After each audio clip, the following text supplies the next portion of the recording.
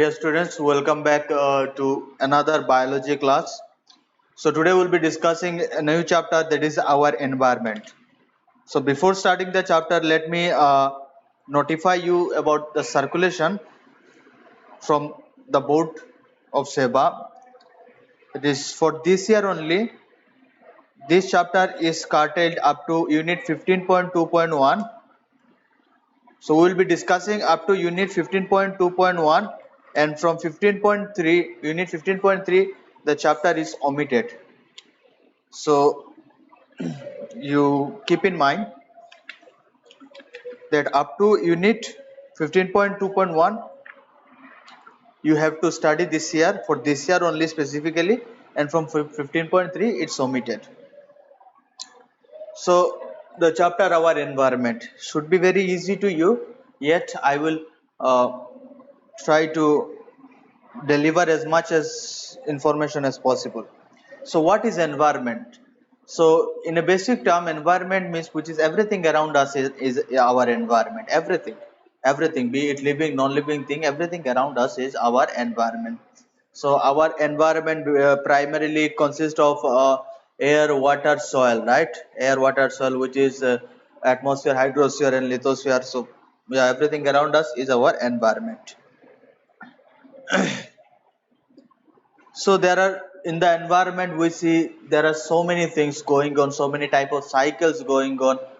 If you are aware, you have studied about this nitrogen cycle, carbon cycle, water cycle, so many type of cycles going on. So everything around us constitute our environment. Now, so environment, as I have said, so it consists of our air, water, and soil.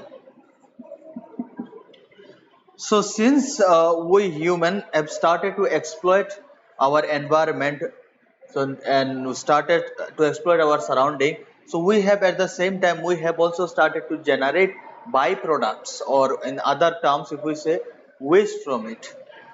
So this waste accumulate, go nowhere. So they ultimately remain inside our environment. So this waste can be of two types. So one type of waste is waste are of two types. One is biodegradable and another is non-biodegradable.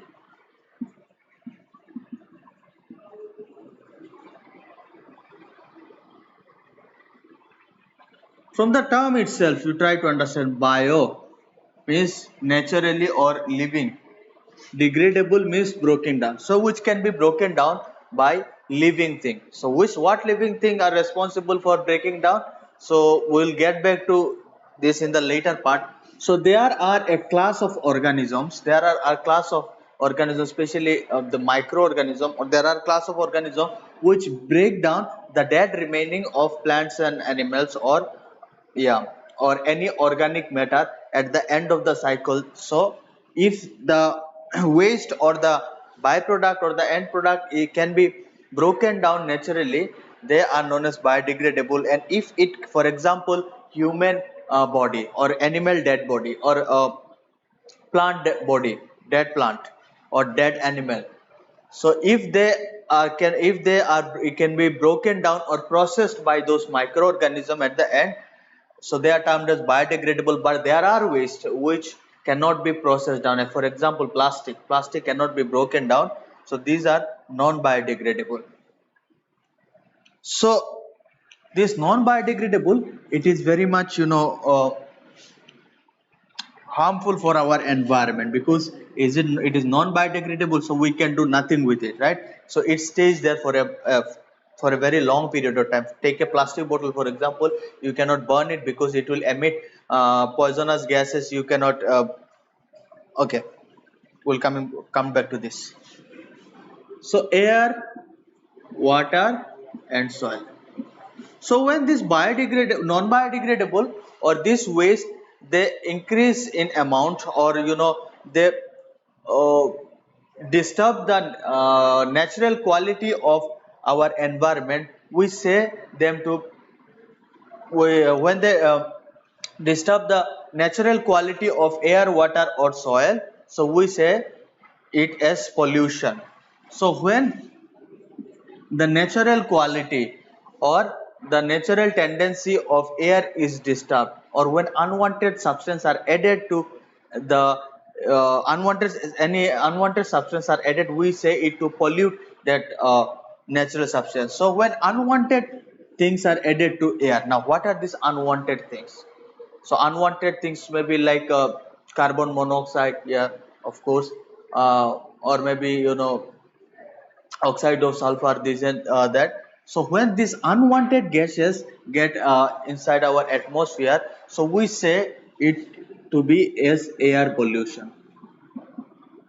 Similarly, when unwanted thing gets in the water, like pesticide, right, uh, chemical fertilizers, and even plastic, which ultimately find its way to the water, so we say it to be water pollution. And similarly, in soil, the plastics, the e-waste, no, the leftover electronic waste. So these contribute to soil pollution. So when unwanted thing gets in our environment, they pollute our environment. Similarly, there are other forms of pollution like noise pollution. Yeah. So that's it. Now ecosystem. Now what is ecosystem? All organisms such as plants, animal, microorganism and human being as well as physical surrounding interact with each other and maintain balance in nature. All the interacting organism in an area together with the non-living constitute of the environment form an ecosystem.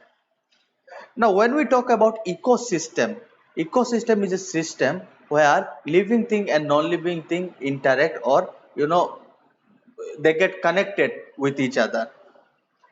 So ecosystem are, there can be natural ecosystem and there can be man-made ecosystem. So natural ecosystem, take for example, a pond is a natural ecosystem, right? Because it is a sorry, not a pond, a river is a natural ecosystem because it is formed naturally. If you look at a garden is a man-made ecosystem because a human built it, right? So ecosystem is the interaction between or relation between living thing and non-living thing. So ecosystem comprises of two major components, that is the biotic component and abiotic component. Now, from the name itself, try and understand the biotic component means what? The living component. The living component of the ecosystem is known as biotic component, and abiotic component is the non-living component. So, living component, be it plant, animals, microorganism, etc. In abiotic component, there are so many things, right? Sand, um, water, rain, heat. These are all the abiotic component of our ecosystem. All right. Now, in the ecosystem, so now which is the what is the primary source of energy of our planet, of our Earth? Do you know it? It's the sun. Now the energy derived from sun, so the energy that is derived from sun is required or is necessary to run the whole ecosystem, to maintain the whole ecosystem. So who traps? There are only one group of organism that can trap the sun energy and that can uh, transfer it to its next level. That is the only the green plants, or green plants that are capable of performing photosynthesis. So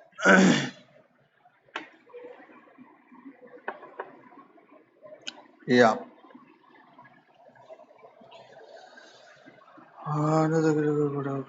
Okay. Now, before that, you have to understand the about the biotic components of ecosystem, about the food feeding habit of our ecosystem. So energy that flows through the ecosystem comes from the sun. So from sun the energy will be trapped by plant, and plant will produce its own food, right? So plant will be the producer. Now there are group of animals that directly feed on plant. They are known as herbivores, right? So they are considered to be as primary consumers, which are directly dependent upon producer. Then there will be carnivores, so which will feed upon herbivores. We say it to be secondary consumers, right? So and there are even omnivores also there, right? Those who eat both plants and animals, like we human being. All right. So and finally, when all these three will die, so they will be uh, eaten, or they will be consumed by saprophytes, or in other sense detrivores, the one who will who will decay the dead body or dead remaining of all these three level of animals. Now next is food chain. See, food chain is very similar, very simple to understand. So in order to understand food chain, you have to know that how it actually works, right? So there is a, okay, before understanding food chain, take for example, just it is similar to just the thing I have discussed just before, that plant. So plant will be consumed by herbivores, and herbivore will be consumed by carnivores, and then carnivores will be consumed by top carnivore, and so on and on. So this is food chain. Each step of level of food chain from one trophic level. Okay, now producers, consumers. Okay, producer, consumer. Okay,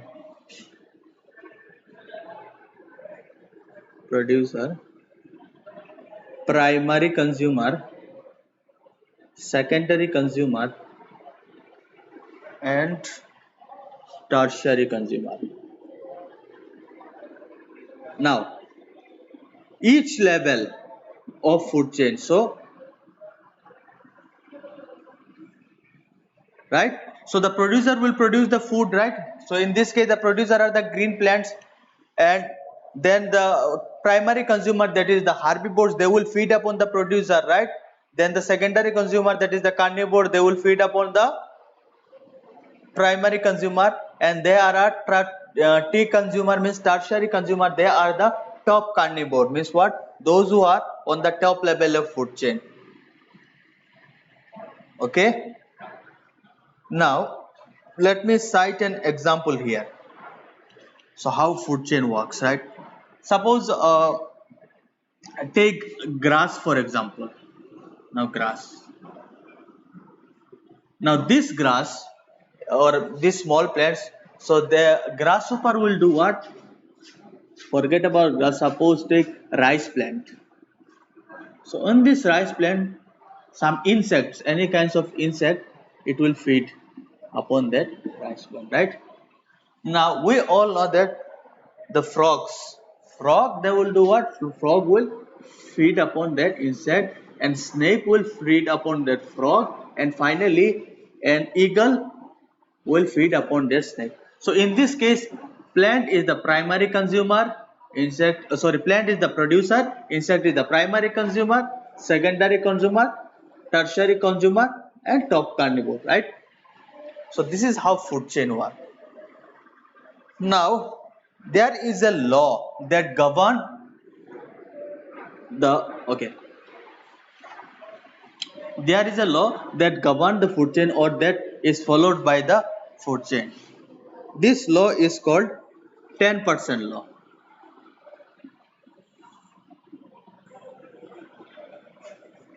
Now what is 10% law? Let me tell you. So the producer do what? The producer take 1% of the energy to produce the food it require, right? The produce the food it require.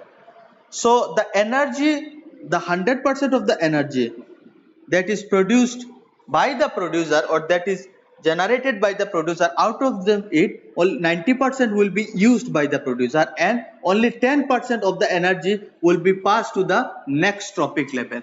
Out of this 10%, 90% will be used by the primary consumer and only 10% of this 10% will be passed to the next trophic level, and similarly only 10% of the energy that a trophic level receives, it will pass 10% of that energy to the next trophic level.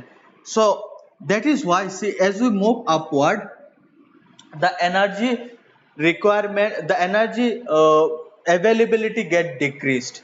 So when the energy availability get decreased, the energy consumption also get decreased. So as the energy consumption decrease, we see there are, as we move up towards the trophic level, the number of individual at each trophic level will be uh, the number of individual at each trophic level will decrease. Producer, we see there are abundant of plant, right? Herbivores, carnivores. So if we look at carnivores, they will be, you will find that they are significantly less in number than the herbivores. So as we move toward the trophic level, so the number of individual decrease. Now what is food web? Food web is nothing but the interconnectivity of the food chain, right? Interconnectivity of food chain is food web. That's as simple as that. When many of the food chain gets interconnected, so it is said to be as food web. All right. Yeah, very simple. Let me give you an example.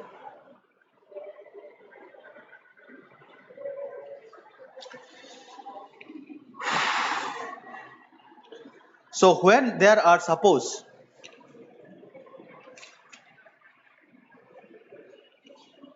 yeah, so when there are more in the it's not like that in our environment that an organism eat only, consume only definite type of organism. Suppose a deer, okay, suppose a goat, right? A goat may be consumed by a lion, it may be consumed by a tiger, it may be consumed by a human, it may be consumed by um, a wolf, right? So it's a part of not just one food chain. So there are several ways that the food chain are interconnected. So this interconnection of food chain is termed as food web. All right. Now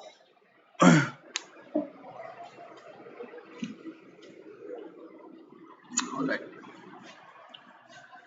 so anything left, let me see. So if we recap again, so the first primary source of energy is the solar energy, the sun. Sun is the primary source of energy. From sun, the plant, the producer, they make their own food, and then the herbivores, they derive energy from the producer. Then to the carnivores, derive food from the herbivores, and then top carnivores. Again, herbivores are the plant eating, carnivores are the meat eating animal, flesh eating animal. So that's it up to this. This is the end of the chapter. So you read it in your home. If you have any question, please do not hesitate to contact, and do subscribe to Al Hira National Schools channel. With this, thank you. Have a good day.